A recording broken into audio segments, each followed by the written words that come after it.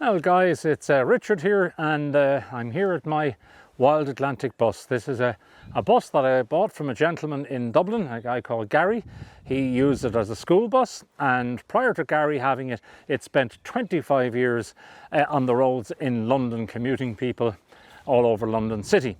So what I'm going to do, guys, is share some of the restoration work with you that I did on the bus. I took a lot of photographs, not so much video footage, but a lot of photographs, and I thought maybe it'd be nice for you to see what I did. It took me approximately about a year, now not absolutely full time, but about a year to restore it. I did 98% of the work myself. It took a hell of a lot of work, sweat and tears, and a lot of love went into creating the bus. And when I had finished it, I decided I need to share this.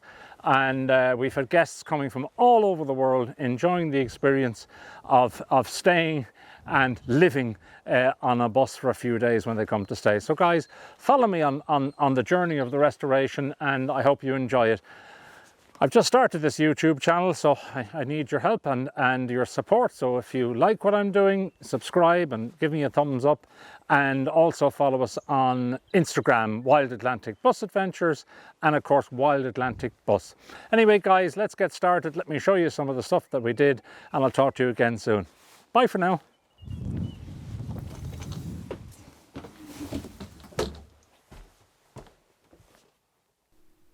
So guys, you can see that this was the first photograph I took of the bus on arriving to Garry's yard in Dublin, just out beyond Dublin Airport. And you can see that it was a school bus. Garry he's got a couple of buses that he used for the school, and he decided that it failed the DOE and he was going to put it up for sale. And if it didn't sell, it'd go to scrap, but it lives again, because I bought it, and as you will see, restored it fully. Some of you already seen the footage on Instagram, and this was a quick shot that I took of the bus heading west down the motorway towards Galway, and finally out to Wildatlantic and to its new home. I bought a little cottage, and I needed extra space for people to come and stay, and this was the whole concept behind the bus. So now began the plan of what I was going to do, how I was going to convert it, what way I'd do it, how much accommodation would I have in it, and my thinking cap was on. So here's the bus, and I'd started to, while waiting for the lads to come to do the roofing on the extension here, I just said I'd try and start maybe by taking out some of the seats, and I should have taken a little bit of video of the bus, which I'm doing now, that you can see what was when it arrived. She's not in bad condition. Serious bit of bus for the money.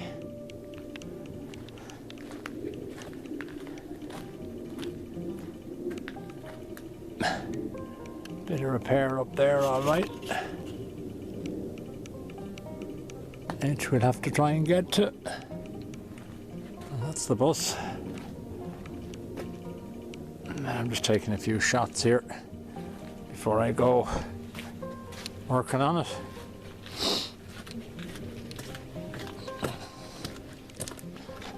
There she is, a Volvo Alexander.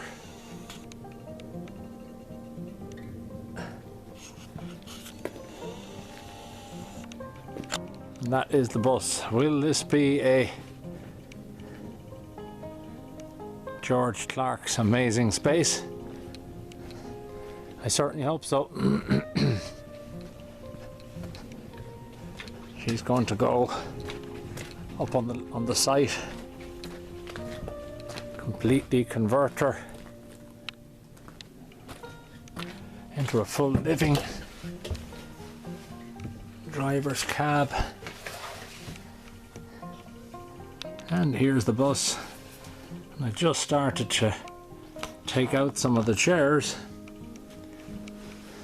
and I just said I better take a few shots before I get stuck into it. And that's the bus. And here's the upstairs.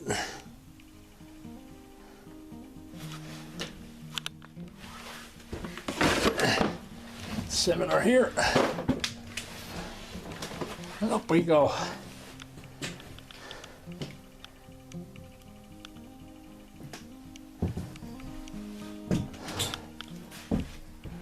And that's really her, with all the seats and everything in her. And that's the little stairway up. I think you'd pay money just to have the stairs built. So guys, we were left with a bus with 74 original seats in it. These seats transported kids all around Dublin, back and forth to school. And of course, as I said already, transported people all over London City. They were very well constructed. These Alexander buses were fabulously made and still are. The seats were in perfect order. Seat belts were all working.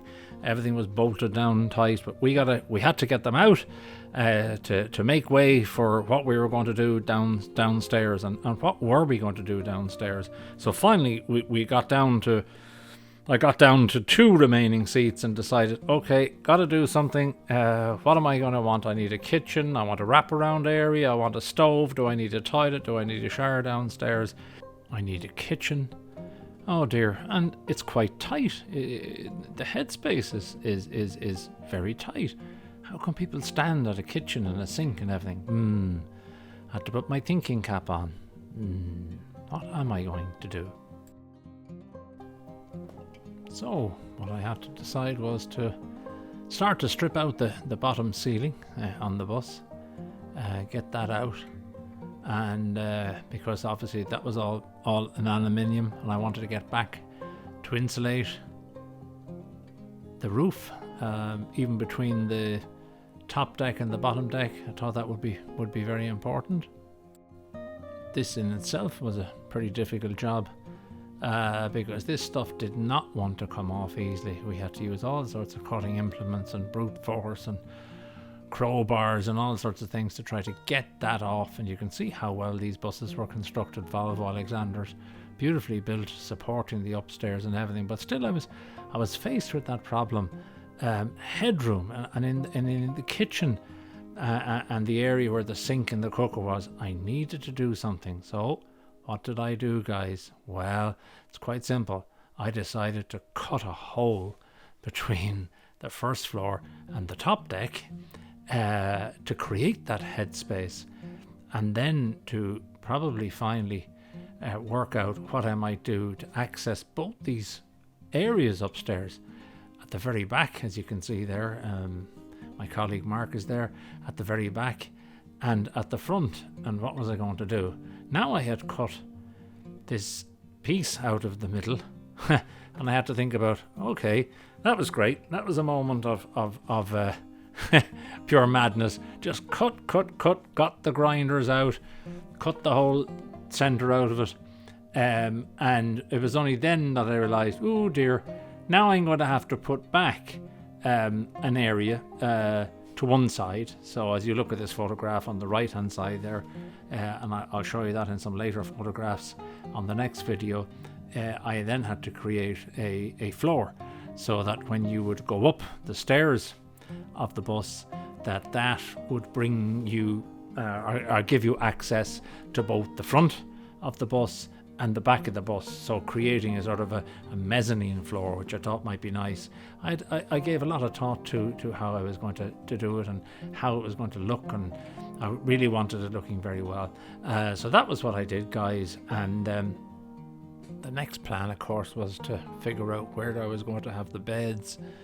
At the back, at the front, upstairs. You know, I used to love going upstairs in the double-decker bus and sitting up the front, saying to my mum or dad, "Oh, I want to sit at the front of the bus." Well, there's going to be a bed at the front of this bus. So, and then at the back, I wanted an area where people could sit, but yet that would convert and be work out to be a bed.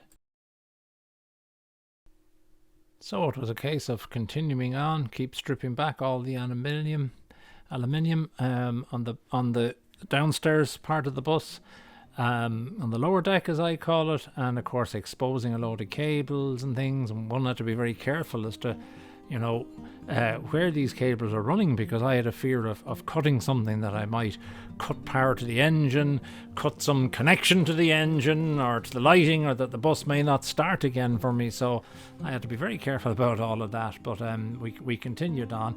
You can see from this photograph some of the light fittings were still in situ before we actually started to strip some of that aluminium. I mean, she was fully functioning, and as I say, drove from Dublin to Hook the Lard and not a bother on her.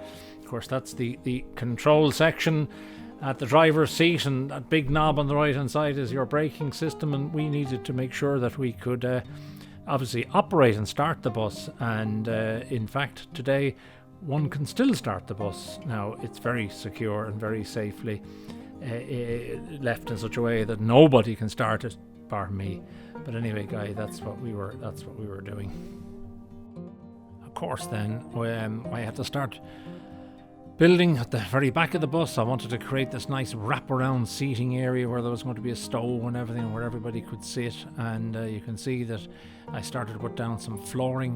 The engine of the bus on this particular bus is it's on the bottom, not at the back, like in some of the buses. So I had to create these trapdoors where I could get at the engine for need of repairs or anything that needed to be done. But anyway, guys, look, that's where I'm going to wrap it up today. And thanks for watching this part of the video and the restoration of the bus. And the next time we'll venture forward and get going again.